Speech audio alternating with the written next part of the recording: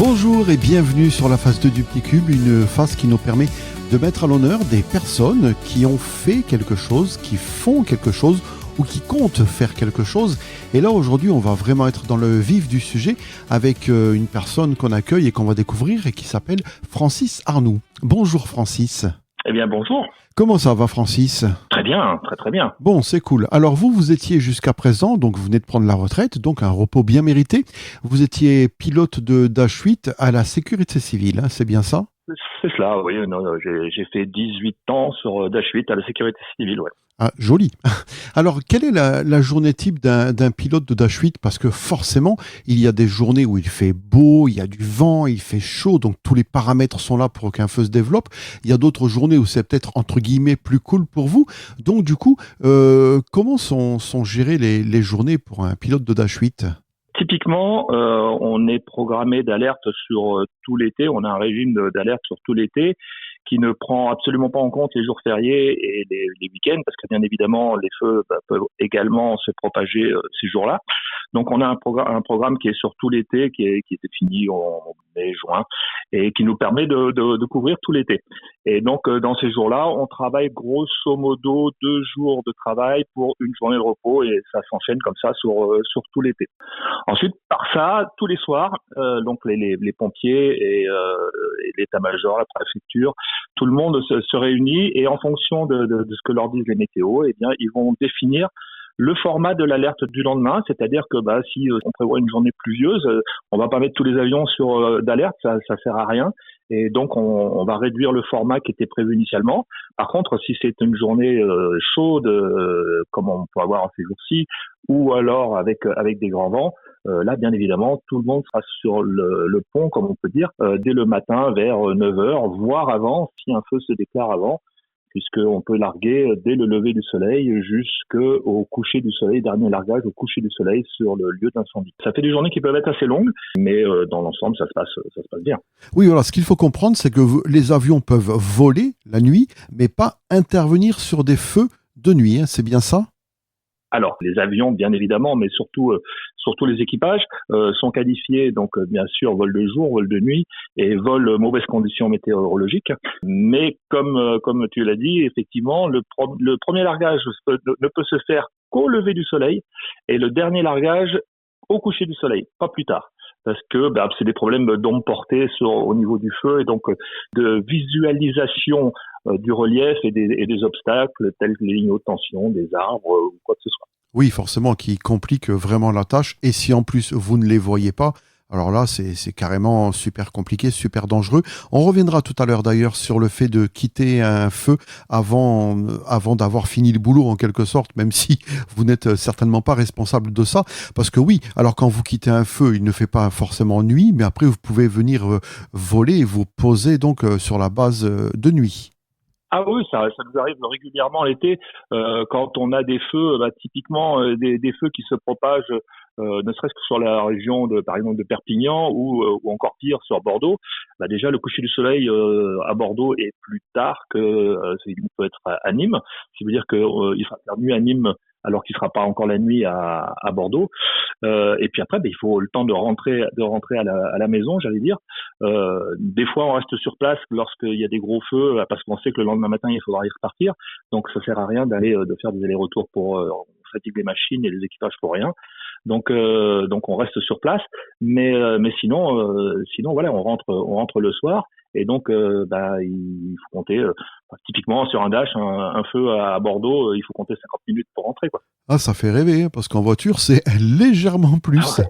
Et oui, parce que là, vous parlez de Nîmes, parce que voilà, la base des bombardiers d'eau désormais est à Nîmes, alors que pendant des années, depuis la création d'ailleurs, c'était à Marignane. Hein. Ça, c'était avant. C'est comme un Pelou, c'était avant. Depuis 2017, la base a déménagé à Nîmes. Alors après, il y a du positif, il y a du négatif. Je ne vais pas rentrer dans ce genre de débat. On a vraiment des très beaux bâtiments qui sont vraiment très agréables. Et donc, voilà, il y a des avantages et des inconvénients d'être à Nîmes. Et puis en fonction des gens, c'est sûr que les gens qui sont est-rhône ont tendance à dire oui, mais les avions sont plus loin. Ceux qui sont du côté de Carcassonne ont dit ah ouais, c'est chouette, les avions sont plus près. Donc voilà, donc il y a des avantages et des inconvénients. De toute façon, c'était pas dans notre décision à nous, on nous a pas demandé notre avis, parce que voilà, j'allais dire comme un patron ne demande pas l'avis de ses employés pour délocaliser à un endroit ou un autre. Oui, puis ça n'a pas dû changer grand-chose en plus au niveau des distances, parce que bon, Nîmes-Marseille, c'est relativement près. Combien vous mettez de temps d'une base à l'autre? En vol? Oui, en vol, oui. En vol, oui. Alors que typiquement, oui, pour un dash, ça fait une dizaine de minutes, ouais, entre 10 et 15 minutes en fonction d'où on va. Mais voilà, ça fait guère plus, quoi. Ça fait guère plus. Oui, c'est ça n'a pas changé grand-chose. Et certainement que ça avait dû être étudié avant. Si ça avait dû aggraver la situation, vous n'auriez jamais déménagé. D'autant plus que les journées où il y a beaucoup de risques, on fait ce qu'on appelle des missions de gare. On y reviendra peut-être un petit peu après. Donc des missions que tout le monde a dit de surveillance, qui sont pas vraiment des missions de surveillance, mais où on fait partie de la surveillance également, mais c'est pas le but initial. Donc ces missions-là où on met des avions en l'air sur des circuits qui sont prédéterminés en fonction des risques. Et donc, de toute façon, on est en vol, donc le temps, il est pas perdu, quoi. Oui, exactement. Ce qui vous permet, du coup, d'intervenir plus rapidement parce qu'il n'y a pas besoin d'allumer les moteurs, c'est déjà fait. Et si vous êtes un petit peu plus loin, peut-être en vitesse de croisière, vous êtes vite là. Et après, quand la saison se termine, qu'est-ce que vous devenez exactement? Au sein de la sécurité civile actuellement, donc on a 3 types d'aéronefs différents, 2 bombardiers d'eau et un qui fait là par contre de la vraie surveillance. Et donc on va parler du Canadair et du Dash puisque ce sont les bombardiers d'eau, c'est le sujet d'aujourd'hui. On est logé à 2 enseignes différentes. Déjà la saison feu, elle est définie en général du 15 juin jusqu'au 2e week-end de septembre puisque ça correspond à l'ouverture de la chasse. Et donc après, on a des gens qui sont dans la forêt, donc on peut plus, c'est un petit peu différent. C'est pas pour ça qu'on fait pas de mission feu en dehors de ces périodes-là, puisqu'il y en a toute l'année, à savoir que typiquement, on a au moins 2 Canadair d'alerte tous les jours, 365 jours par an, on a 2 avions qui sont d'alerte, parce que il peut y avoir des feux qui se déclarent même en plein hiver. Donc ça arrive, donc on a 2 avions qui sont toujours d'alerte. Les Dash, une fois que c'est terminé, eh bien, on leur enlève leur grosse citerne qu'ils ont sous le ventre, et puis ils partent donc sur des missions de transport logistique, puisque l'avion a cette particularité d'être un véritable couteau suisse. Donc c'est sûr que sa mission prioritaire c'est le feu de forêt, mais à côté de ça, il est capable d'emmener 64 passagers ou 9 tonnes de fret, ou 19 passagers et 4 tonnes de fret, ou 6 civières et 32 passagers. Donc c'est vraiment un couteau suisse cet avion. Et donc toute la partie, on va dire, civière, on l'a jamais utilisé encore, mais pour le reste, on l'utilise assez régulièrement. Oui, c'est vrai que ce fameux Dash 8, son nom d'usine, c'est le Q400MR. Donc un MR, il faut comprendre multirôle, et là, du coup, on comprend le mieux le côté couteau suisse. Après, quand vous faites de l'humanitaire ou autre, c'est quoi que vous considérez le plus compliqué? J'imagine que ça reste du feu, parce que l'humanitaire, c'est un simple travail de pilote, commandant de bord, quoi. Alors, oui et non. Techniquement, la plus compliquée, bien évidemment, c'est le feu de forêt. Ça, il y a aucun doute là-dessus. Là, ça nécessite. L'avion n'est pas prévu pour ça initialement. La formation du pilote de ligne standard n'est pas prévue pour ça non plus. C'est bien pour ça qu'on a beaucoup d'anciens pilotes militaires à la sécurité civile, parce que c'est quelque part le prolongement de la carrière militaire, de ce qu'on a fait pendant nos 15-20 ans d'armée. Ça se relonge, on largue plus des bombes, on largue de l'eau, mais enfin, j'allais dire, dans la tête, c'est un peu la même chose. C'est un petit peu la même chose. Le but final est la même chose, c'est de délivrer une forme d'armement sur un ennemi qui va être l'un ou l'autre. Par contre, du point de vue psychologique, certaines missions de transport sont pas forcément plus faciles que des missions de feu de forêt. J'ai eu la chance ou la malchance, on ne sait pas, de faire le tremblement de terre à Haïti où on sortait les Haïtiens malheureusement de l'enfer dans lequel ils étaient. Je peux vous dire que dans la tête c'était bizarre parce que vraiment ces pauvres gens quand ils arrivaient à l'avion, ils avaient l'œil aussi expressif que l'œil d'un mouton tellement ils avaient tout perdu. Et quand on les lâchait, quand ils redescendaient de l'avion, eh bien de nouveau ils avaient cette petite lueur d'humanité qui leur disait ça y est, vous êtes sortis de l'enfer. Et moi, ça me dresse encore les poils sur les bras, quoi. Ben oui, c'est vraiment le vrai témoignage de reconnaissance, du coup, le regard qui en dit long. Et ça, c'est quelque chose que vous n'avez pas. Par contre, quand vous êtes sur un feu, vous sauvez des maisons, vous sauvez des vies, mais les gens, ils aimeraient pouvoir certainement vous dire merci, moi le premier. Et puis non, on voit une machine qui passe et qui ne s'arrête pas. C'est C'est terrible ça quand même. Et en plus que parfois, vous ne devez pas forcément pouvoir choisir, vous comprenez pas, on va vous dire de larguer à tel endroit, vous comprenez pas forcément pourquoi. Ça doit pas être évident.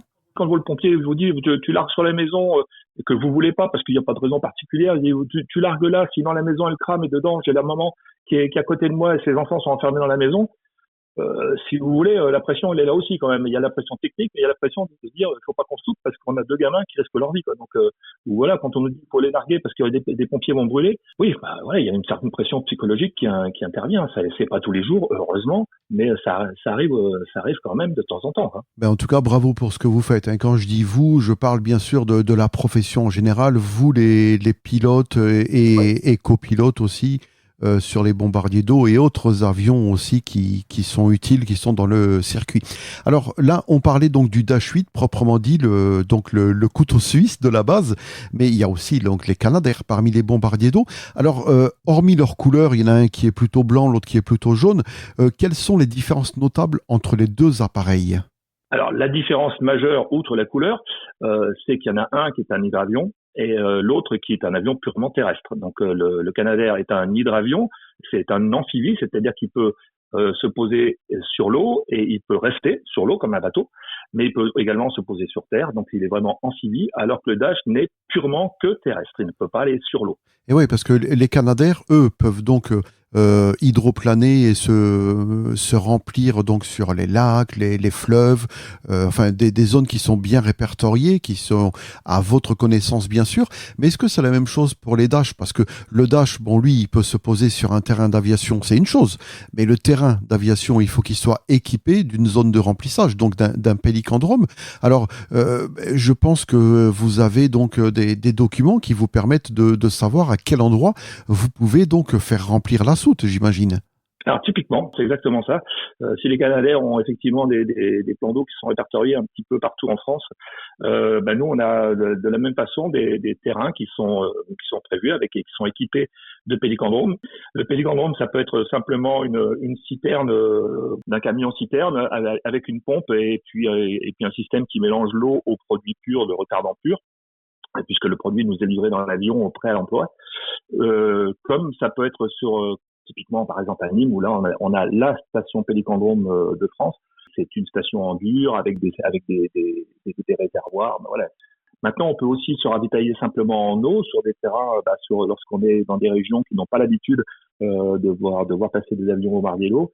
On peut ravitailler en eau. Le travail à l'eau est beaucoup moins efficace que le travail au retardant et que contrairement au Canadair, nous entre deux largages, ça va être une petite demi-heure, hein, donc l'eau a largement le temps de s'évaporer en une demi-heure, alors que les Canadair, vu le nombre de rotations qu'ils vont faire, ils amènent de l'eau tout le temps, donc c'est un petit peu différent. Donc c'est pour ça que nous on n'aime pas travailler à l'eau parce qu'on n'est pas hyper efficace. Ça arrive de temps en temps, typiquement lorsque la station est en panne ou lorsqu'il n'y a plus de produits, quand ça s'est arrivé, ça arrive déjà assez régulièrement. Et ça arrive également à La Réunion, où à La Réunion, le premier largage se fait toujours à l'eau, dans la mesure où si on met du retardant sur les cannes sont invendables, donc voilà, donc les cultivateurs forcément ils remettent un petit peu à ce qu'on utilise du retardant. Donc on va à l'eau, on fait le premier largage à l'eau et ensuite avec le pompier on discute pour savoir si c'est efficace de passer au retardant ou pas. Notre vision à nous elle est relativement simple, hein, c'est toujours efficace. Voilà, donc maintenant est-ce que ça vaut le coup? Des fois il y a des feux qui sont pas forcément très très importants, et donc à l'eau ça peut être suffisant. Il faut voir que le retardant a quand même un coût qui n'est pas négligeable. Oui, d'où l'intérêt donc de cette bonne communication entre vous, donc les équipages, et les hommes au sol, qui eux connaissent les besoins vraiment puisqu'ils sont au cœur du feu. Et donc du coup, c'est ce qu'on disait tout à l'heure, cette demande des pompiers qui peuvent vous dire, voilà, le largage, il faut que ce soit là et pas ailleurs. C'est comme ça que ça se passe ou c'est un petit peu plus compliqué que ça? Alors c'est pas beaucoup plus compliqué que ça. Il y a deux cas qui vont se présenter. Les cas où donc ce qu'on appelle le GAR, hein, donc le guet aérien armé, euh, où on se trouve en l'air, donc on décolle sur à telle heure pour un créneau en général de 2 heures et demie, et ensuite on est relevé. Et donc ça dure en général une bonne partie de l'après-midi comme ça. Où là on est armé de retardant, on va être déclenché où on aperçoit une fumée on en réfère à notre centre opérationnel qui va nous donner l'autorisation d'y aller ou pas, ou c'est eux qui nous disent attention, on a un départ de feu à tel endroit, vous y allez. Et là, dans ce cas-là, si on est les premiers à intervenir, c'est nous qui aurons la décision de larguer ou pas et où larguer. Par contre, dès qu'il y a un pompier au sol qui est sur le feu, on devient un super camion. C'est-à-dire qu'on est aux ordres de ce qu'ils appellent le COS, le chef des opérations de secours. Et donc, on est à ses ordres. C'est-à-dire que c'est pas nous qui choisissons où on doit larguer, c'est lui qui va nous demander la faisabilité. Nous, on a juste le droit de lui dire la faisabilité. C'est faisable, c'est pas faisable. La décision opérationnelle, c'est lui qui l'a. Même si on discute et que la troisième dimension, le fait d'avoir l'œil d'en haut, on voit des choses que lui ne voit pas et donc, bon, on discute, mais c'est toujours lui qui a le dernier mot. Oui, voilà. Donc, encore une fois, la bonne communication entre vous et eux, ça, c'est fabuleux. Alors, tout à l'heure, on parlait donc parmi les différences entre le Dash et le Canadair. On a parlé donc du type d'avion, mais il y a aussi quelque chose qui les différencie, c'est que le système de largage du Canadair, bon, c'est comme si on avait des seaux qui étaient retournés avec le couvercle fermé, et puis là, boum, on enlève le couvercle et ça tombe. Pour le Dash, apparemment, c'est complètement différent. Déjà, vous pouvez faire plusieurs largages alors que vous n'avez qu'une seule soute avec des portes.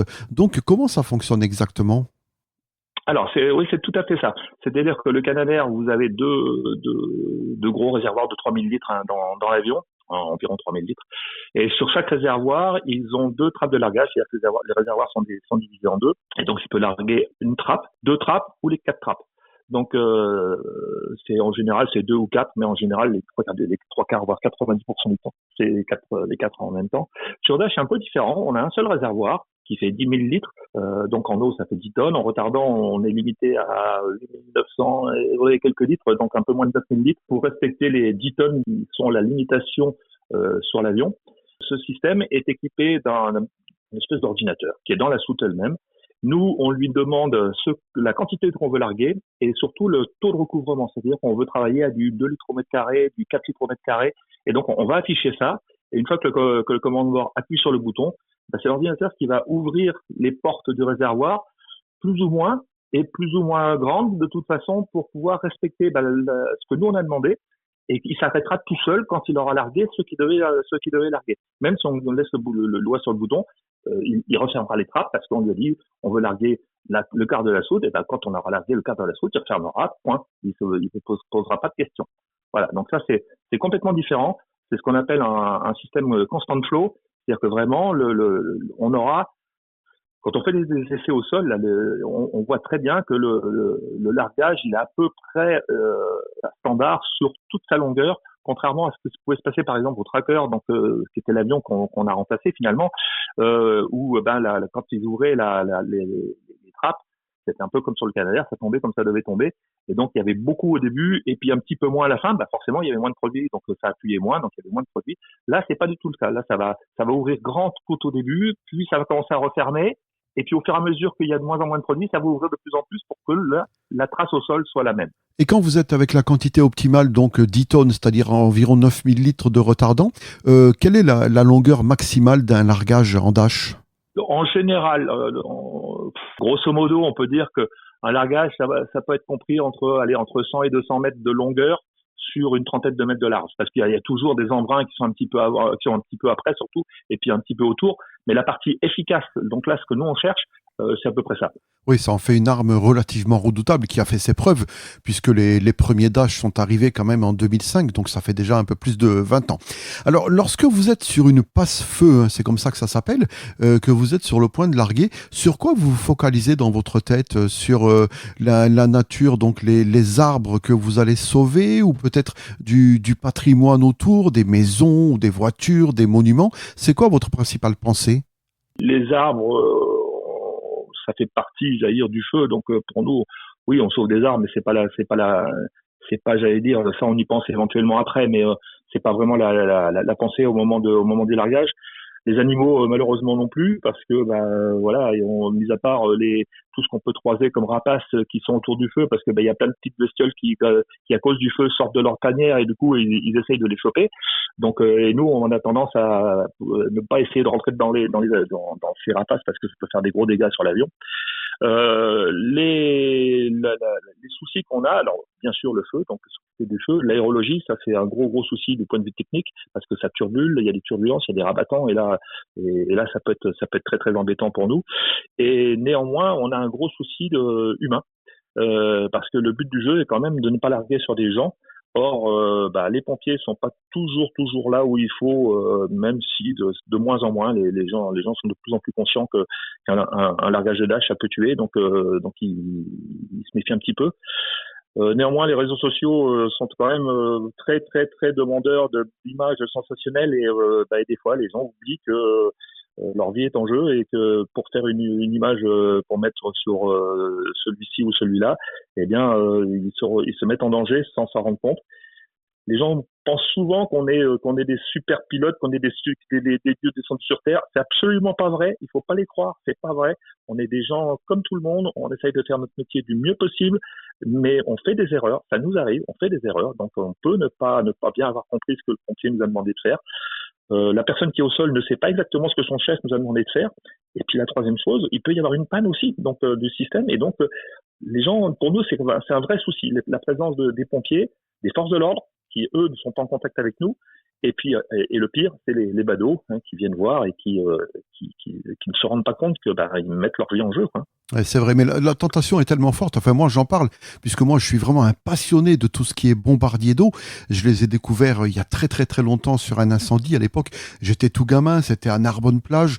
J'avais vu les Canadair, parce que vous volez quand même dans les conditions les pires. C'est-à-dire, il y a du vent. Donc déjà, c'est pas le plus facile en avion. Vous n'y voyez que dalle. Souvent, il y a de la fumée, même si le but, c'est pas de passer dans la fumée. Mais bon, elle est là. Il faut faire avec. S'il y a de la chaleur, ça veut dire un air qui porte moins. Donc, vous êtes à basse vitesse, à basse altitude, avec une portance réduite, chargée, souvent. Donc, 10 tonnes dans le dash. Donc, c'est quand même pas évident. Et ça, c'est vrai que ça suscite l'admiration. Et moi, le premier, j'avoue que j'ai tendance à m'approcher, j'ai pas un appareil photo super sophistiqué, donc pour avoir une belle photo, il faut que je sois prêt. Alors, je n'ai jamais forcé un barrage. Quand on m'a dit stop, je me suis arrêté ou j'ai fait demi-tour, mais il m'est arrivé par contre de m'approcher en allant à travers vignes, mais toujours en prenant garde quand même de ne pas mettre qui que ce soit en danger, ni moi d'ailleurs, ni d'autres personnes, et surtout ne pas gêner les avions ou autres, puisque même si je vous gêne pas directement, moi je suis au sol, vous êtes en l'air, mais je peux vous gêner dans le sens où vous pensiez déposer la charge à un endroit, et à cet endroit-là, j'y suis. Donc voilà, et c'est ce que je veux absolument éviter. Sinon, après, si on revient sur les feux dans un cas général, est-ce que tous les feux sont identiques, ou est-ce que vous avez des feux totalement différents d'un jour à l'autre? Un même feu entre deux passes n'est jamais le même. Donc ça veut dire que un feu qui pouvait être hyper simple au départ, une fois qu'on revient une demi-heure plus tard, parce que mine de rien, il a trouvé des choses plus importantes à brûler, il peut avoir complètement évolué, il peut avoir complètement changé et devenir un feu infernal, au même titre que le contraire. C'est-à-dire que des fois, on arrive sur un feu, on se dit oh là là là là, ça va être une catastrophe ce truc-là, et puis au bout de 2 ou 3 largages, il s'est beaucoup calmé, et puis on finit par se dire c'est bon, celui-là dans une demi-heure on a terminé. Et c'est pas pour ça que les pompiers eux ont terminé, mais nous on n'aura plus besoin de notre aide. Donc les feux sont complètement différents, un même feu peut être différent. Il y a des feux qui sont terribles, les feux de Rivotte, là c'était quand on voit les images, moi j'y étais pas parce que j'étais déjà en retraite, mais quand on voit les images, j'imaginais bien ce qu'ont vécu mes collègues. Des feux comme l'Andiras, des feux du Sud-Ouest là en 2022, c'était des feux qui, en tant que feux par eux-mêmes, n'étaient pas très impressionnants. Par contre, ils étaient tellement dispersés et avec tellement de fumée en basse altitude où on ne se voyait pas entre nous, c'était quand même assez prenant. Donc voilà. Donc il y a des feux qui paraissent très difficiles. Le relief fait que il y a des feux qui sont très difficiles. La Corse, typiquement, c'est un endroit quand on y va et qu'il y a du vent, on n'y voit pas de gaieté de cœur, quoi, parce qu'on sait que ça va être difficile, quoi. On sait que ça va être difficile. Maintenant, on ne demande pas notre avis, on est payé pour ça, il faut y aller, quoi. Il faut y aller. Tant que c'est faisable, il faut y aller. On se fait violence et on y va. Tant que la sécurité n'est pas engagée, on va se faire mal au dos, on va être fatigué, mais c'est pas grave, on va y aller. Ah, bah, ils ont franchement bravo. Alors là, j'ai une question qui me vient en tête et ce sera très certainement la dernière, mais pas la plus facile. Alors tout à l'heure, on évoquait le fait que les avions puissent voler de nuit, c'est-à-dire décoller de nuit, voler et se reposer de nuit. Ça, c'est pas un souci. C'est au niveau ensuite de l'intervention sur feu en elle-même. Et là, par contre, dès qu'il fait nuit, c'est impossible. Alors là, j'ai une situation. Imaginons un feu hors de contrôle et la nuit tombe. Vous devez partir et les hommes au sol restent seuls à lutter contre le brasier de l'enfer. Est-ce que, même si vous n'y êtes pour rien, là-dessus on est totalement d'accord, vous respectez des règles et qui sont tellement logiques, mais est-ce que vous ne ressentez pas quand même un petit peu de culpabilité par rapport à eux? Ah, très clairement, très clairement. Alors c'est pas de la culpabilité parce que comme vous dites, on n'y peut rien, c'est comme ça, c'est les règles sont comme ça. Puis de toute façon, c'est le mettre 3 tonnes de carburant sur un feu, ça n'a jamais aidé à l'éteindre, donc ça c'est pas le but. C'est pas de la culpabilité, mais c'est quelque part c'est une forme de gêne, quoi, parce que on sait que quand on est là, on les aide beaucoup, et que quand on n'est plus là, ça va être la nuit, donc avec les problèmes de visibilité, le fatigue, on est un petit peu on est un petit peu chagrin de les laisser se débrouiller tout seuls, et souvent sur le dernier message, il y a toujours bon les gars, bon courage, faites gaffe, il y a on sait qu'ils vont passer une mauvaise nuit, quoi, et c'est pas, et qu'on peut rien faire pour les aider. Et quand on a une personne comme ça en bas qui regarde, on est loin de s'imaginer une telle communication entre les hommes au sol, donc les pompiers bien sûr, hein, pas les badauds, et les avions, les équipages. Et ben après, c'est vrai que quand on y réfléchit, c'est logique, hein. Bon, en tout cas, merci beaucoup Francis pour avoir répondu à toutes ces questions concernant donc le Dash 8. On sait un petit peu mieux maintenant de quoi il s'agit. Je pense que celles et ceux qui ont écouté sauront différencier le Dash 8 du Canadair, hein. C'était le but en tout cas. Eh ben, tant mieux si ça a pu éclaircir les idées de certains.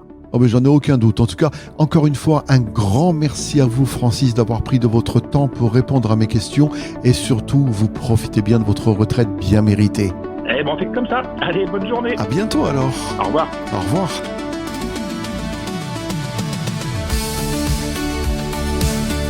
Voilà, nous étions avec Francis Arnoux dans le petit cube. Francis Arnoux qui a été pendant 18 ans donc pilote de Dash 8 à la sécurité civile, hein, ces avions qui permettent de lutter contre les incendies en transportant principalement du produit retardant. Mais ça peut aussi être de l'eau, vous l'avez entendu certainement. Francis Arnoux qu'on remercie encore une fois, et je vous remercie vous aussi pour votre fidélité au petit cube. Nous étions sur la phase 2. Prochainement, d'autres témoignages qui vont vous permettre de découvrir des personnes toujours plus extraordinaires. Je vous souhaite de passer de très très bons moments. Vous continuez bien sûr à écouter les phases 1, 2 ou 3 du petit cube, et croyez-moi, vous êtes loin d'avoir tout entendu. À bientôt.